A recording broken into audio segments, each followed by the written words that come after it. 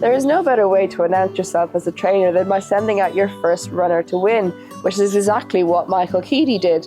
Having been previously part of a training partnership, Keady has now set up on his own in Newmarket. With the eve of the turf season upon us, TDN paid Michael Keady a visit at Revita Place to find out about his plans for the future. I got into horse racing at a young age. My original plan was to try and be a professional jockey.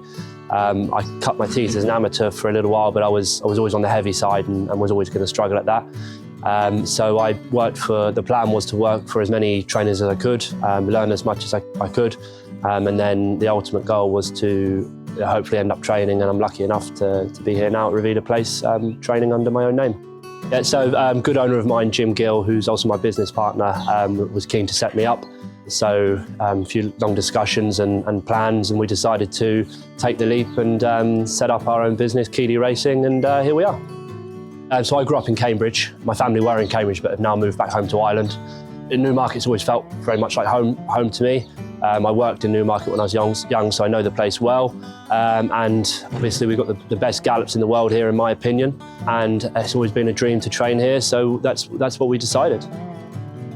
So we're on the Hamilton Road, which is the racecourse side of Newmarket. And the benefit of being here is really, obviously Newmarket's split into two parts. You've got the Bury side of town and the racecourse side of town.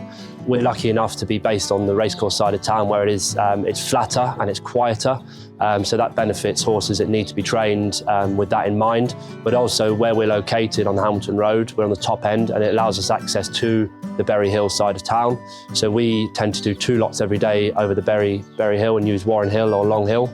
And then we do 2 lots on the racecourse side. So we're very lucky to be located where we are, and enables us to cater for all types of horses, really. It all started very quickly. We moved in here at the beginning of December. My licence was issued on the 17th of December. And lucky enough, my first runner was my first winner at Southall, was Currumbin. That was also for my syndicate Apollo horses that I run with my best friend Dan, and it was also his birthday, so it was all the stars aligned. It was also Kieran Schumacher's 100th winner of the year, so the stars did align on that day.